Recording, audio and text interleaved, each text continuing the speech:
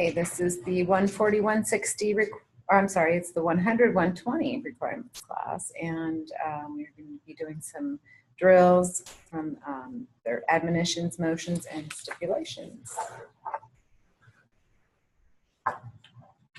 On the record, I am going to ask you some questions about the accident and about the injuries of you and your family.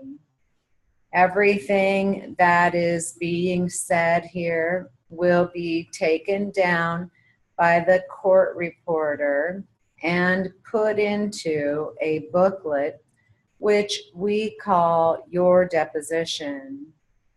Sometime in the future, you will have an opportunity to read the booklet and make any changes that you might want to make.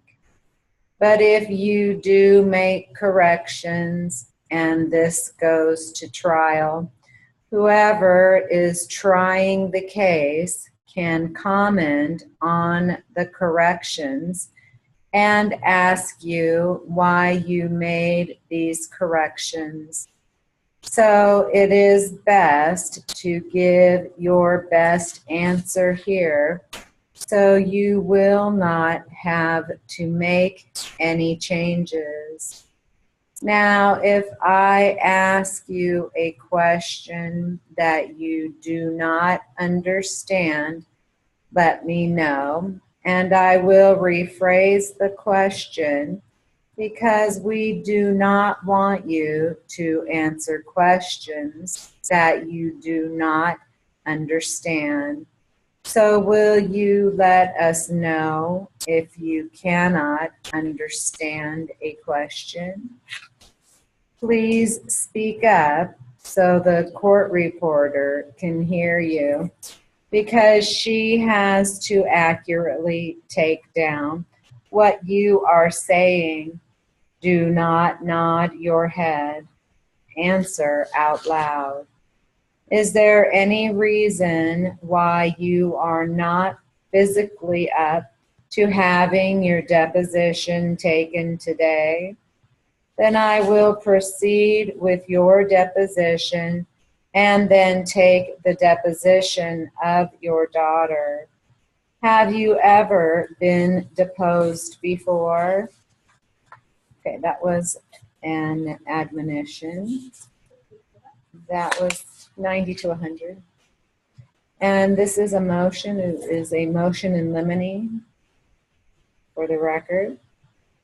The plaintiff requests through her attorneys that this court preclude evidence of the photographs of the vehicles involved in the subject accident because expert testimony is required to correlate the property damage and the plaintiff's alleged injuries. The plaintiff states as follows: this is a personal injury case involving an auto accident. Expert testimony is required.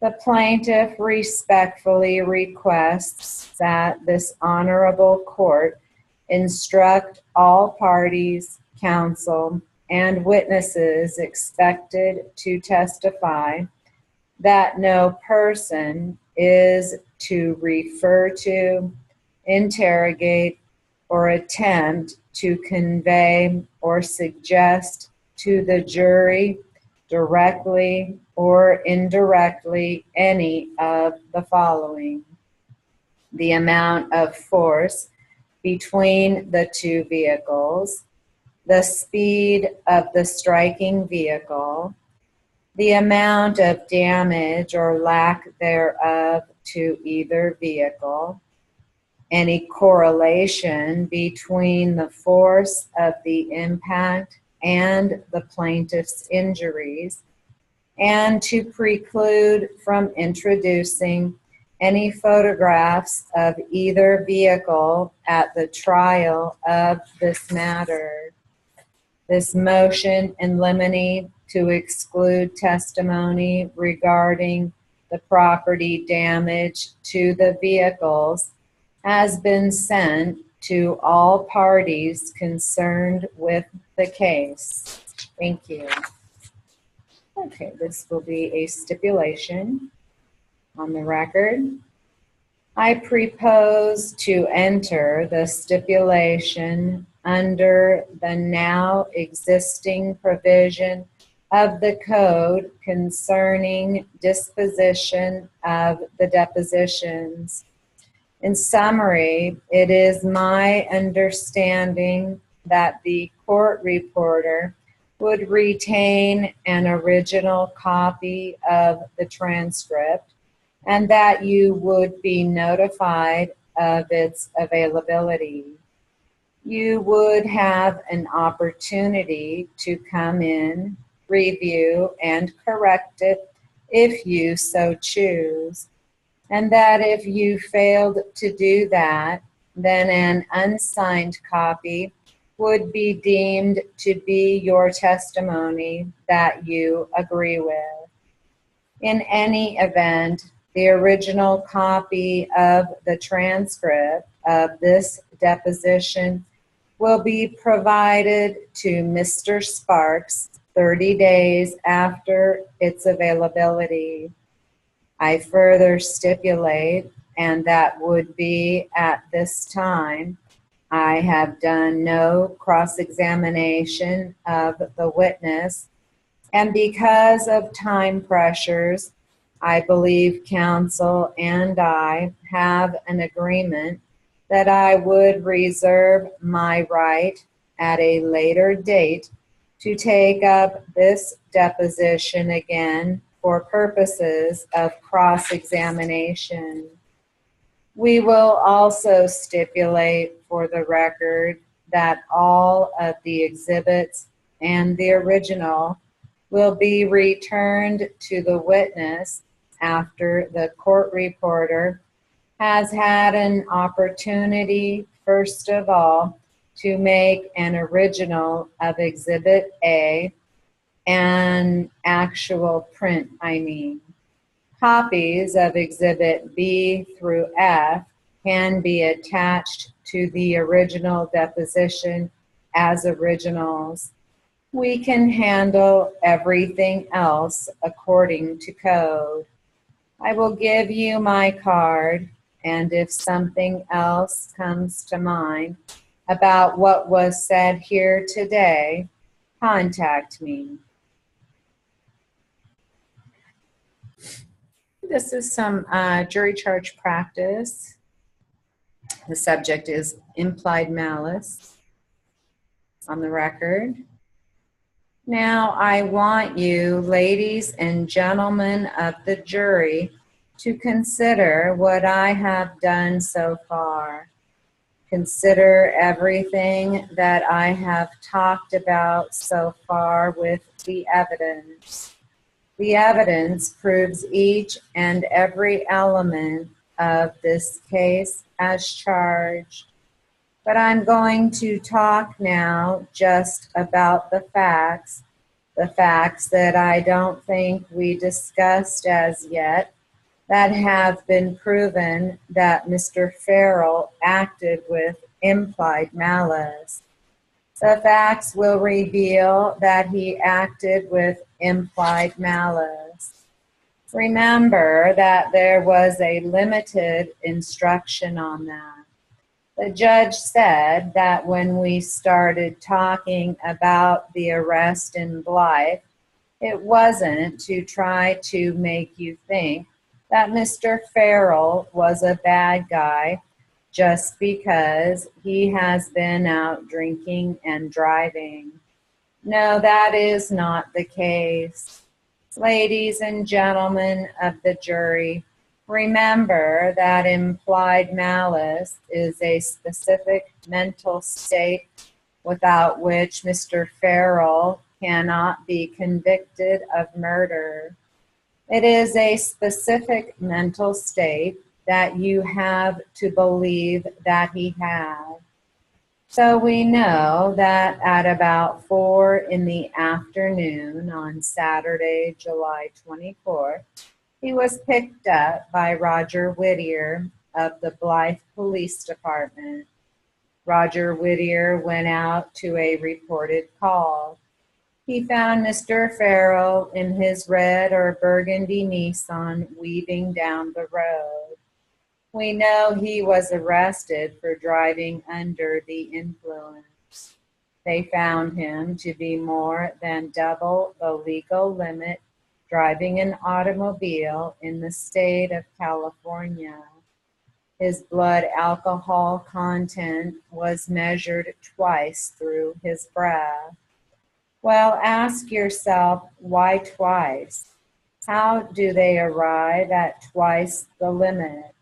Because that's the law in the state of California. They use a machine that has been calibrated. He was at 0.19 or 0.20. Obviously, 0.19 or 0.20 is more than 0.08. Some of you may wonder how he was even functioning at that level of intoxication. That's a good question. We know, in addition to everything else, that Roger Whittier could tell he was under the influence because of the symptoms he exhibited: slurred speech, red eyes, and he failed the test. No, Mr. Whittier, he said. Mr. Whittier, you got me. You caught me red-handed. I knew better, and I knew it was wrong. Officer Whittier said he tried to act contrite. Okay, I think that is real important about the knowledge that he had. Even then, he said, I knew I was wrong. I should not have been driving. Why did he make those statements if he thought he was in the right? He knew he was in the wrong at the time. 5.5 hours later, we know that he is released.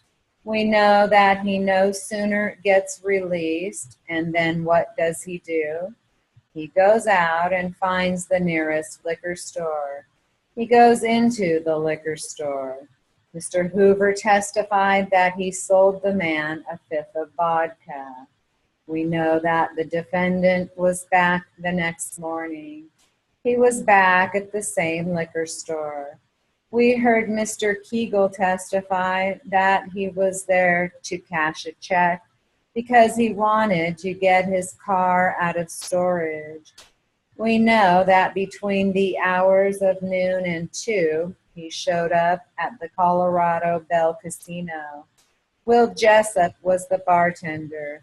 It was Will Jessup's birthday. Happy hour was just starting, and there were not a lot of customers in the bar at the time. And at that fairly early hour in the day, Mr. Farrell came in, and Mr. Farrell was obviously intoxicated, very drunk, according to the testimony of Will Jessup.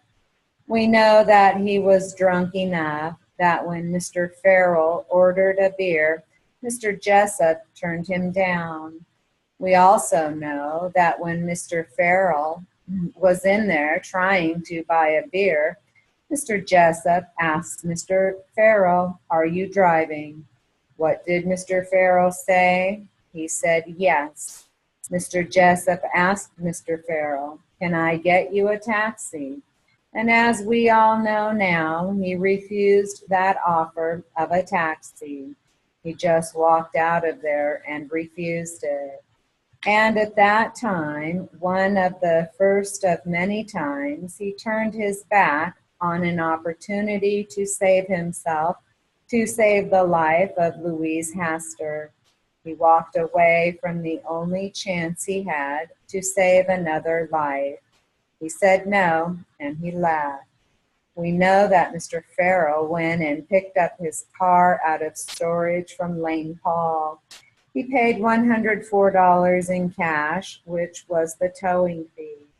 We know that Mr. Paul could tell Mr. Farrell was intoxicated at the time that he picked up the car. Mr. Paul asked him if he had been drinking, and he said, "Yes, I have been drinking. So what? What do you care if I have been drinking?" he retorted to Mr. Paul, who tried to stop him. We know at that time Mr. Paul told him that he should not drink and drive. He ignored Mr. Paul and he got in his vehicle and drove off. Next contact we have is that we know that Richard, I am calling him Richard here for the record, ladies and gentlemen of the jury. Well, to be specific, I think he testified under his true name, which is Ricardo Sanchez. Anyway, he and Holly Baker were going to see a movie in Sand Canyon. They were driving his Nissan pickup, I think. They passed a car driven by Mr. Farrell on National Trails Road. As they passed by, Miss Baker looked over, and she was surprised to see a man apparently driving a car with his eyes closed. Usually, you see, in the profile, you can see one eye. She said the guy seemed to have his eyes closed. They noticed at that point that this car was swerving all over the road. Incidentally, I won't spend a long time on each of their testimony. I don't think their testimony was significantly different in any respect. Sanchez and Baker had essentially about the same observations. They both testified to watching him weave many, many times across the line that was in place on the roadway at that location. They saw him crossing the double lines. They came up near to him, and this is the second time we've heard about Mr. Farrell doing this.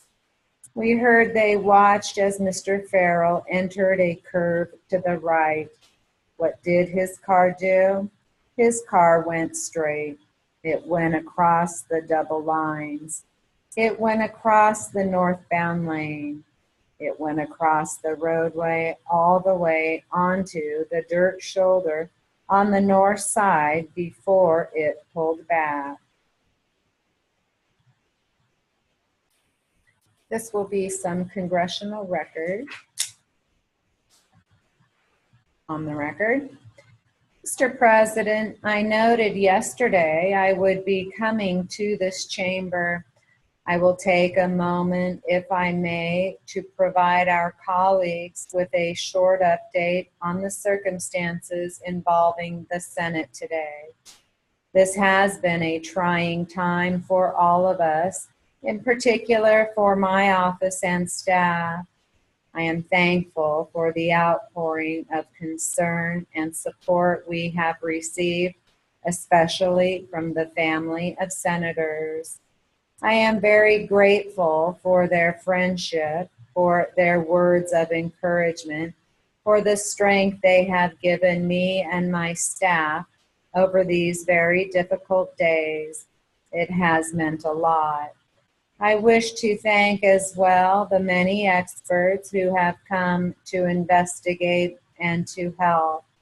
I wish to recognize Secretary Thompson, Dr. Ken Moritsugu, Deputy Surgeon General, all of the Health and Human Services staff, Dr. John Eisold, our attending physician of the U.S. Capitol, and all the physicians who are working in his office, MG John Parker of the U.S. Army, Dr. Greg Martin, who has been unbelievable and incredible help to my staff, to me, and to the entire Senate during this time.